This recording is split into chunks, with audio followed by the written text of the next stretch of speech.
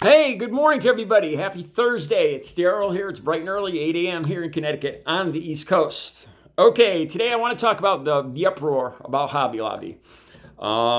This should be an interesting video because I am by no means a constitutional scholar or religious expert or anything like that, but let me tell you what I think about this. All right, there'll be links down below as usual.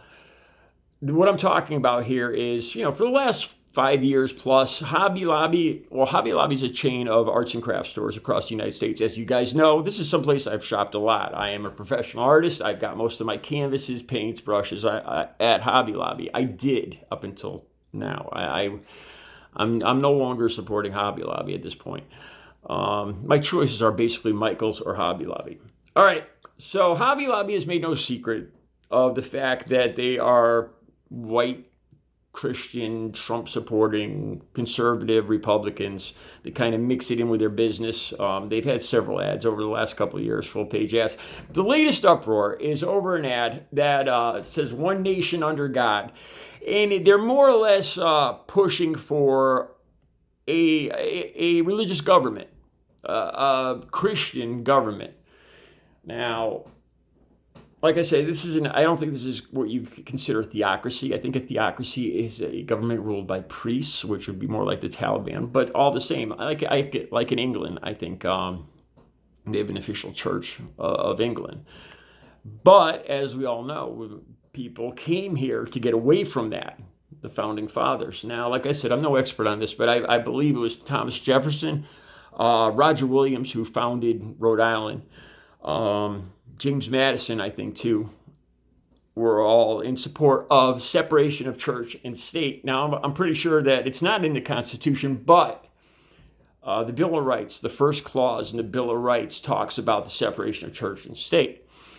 I think it was Thomas Jefferson that talked about how it would be unfair to ask people to support a faith through taxation that they didn't believe in, which makes sense. It would be a violation of their rights. And I agree with that 100%. So our founding fathers, through the First Amendment in the Bill of Rights, talked about the separation of church and state. That they established that for the federal government. Then I believe in the 14th Amendment, it kind of it brought that to all the individual states. So I think here what I'm saying is, through the First Amendment in the Bill of Rights, it was established the separation of church and state for the federal government. And then the 14th Amendment takes it all the way through the whole government to the states. So in other words, the states can't just kind of try to get around this and establish one, say Texas can't establish themselves as a Christian nation because of the 14th Amendment. I think this is how it works. All right, like I said, I want to talk about everything here. I started thinking about this. What would be the purpose of this? I'm sure there's going to be politicians, probably like Marjorie. She hasn't said anything yet, mind you, but I'm pretty sure we'll hear from Marjorie Taylor Greene pretty soon supporting something like this. And I really started to give this some thought. What would be the benefit to America, to the United States, to our government, to the people of the United States, to God, if they established this as a Christian nation? What's the purpose behind this? Is there good intention behind this?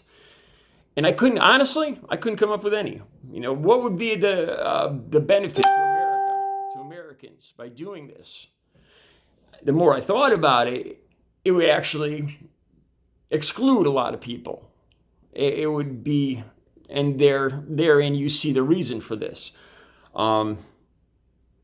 White people that consider themselves white Christian Americans are now a minority, and they all started to fall together. Just like the voting restriction laws we see being passed in a lot of states now. It's not about inclusion, it's about excluding people. It's this ever shrinking, older, white Christian base of Donald Trump's, and they know they are a minority, and they're trying desperately to hold on to power. That's what I see here. Something that's excluding people and not including people. I would imagine I've seen a lot of comments from people who aren't Christian that this, to them, a lot of them, this is terrifying. This is something that their country is they would feel like they're no longer part of this country. All right, one more thing. Like I said, I'm no expert on any of this, but one of the things from a religious standpoint, one of the things that came to my mind. Now, a lot of people might disagree with me on this, but this is my thoughts. Render unto Caesars those things that are Caesar's. Render unto God those things that are God's. Right? Jesus said this. I'll put a link down below. I'll see if I can find a link on this. I know Jesus said this. And basically my interpretation of this is give the worldly authorities the things that are worldly, and give God the things that are God's, like prayer, church, and so on.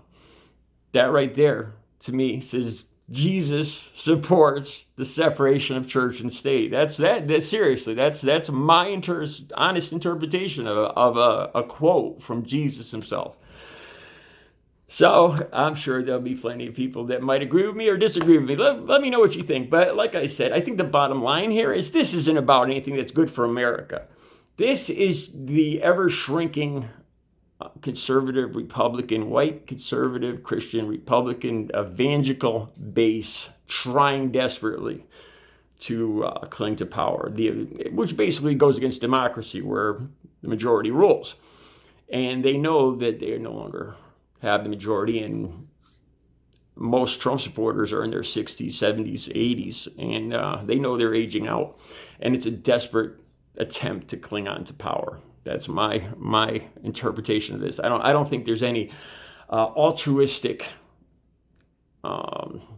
intention here. It's not for America. It's not for Americans. It's not for God. I think it's just an attempt to hang on to power. All right, you guys have a good Thursday. Let me know what you think. I'll put some links down below.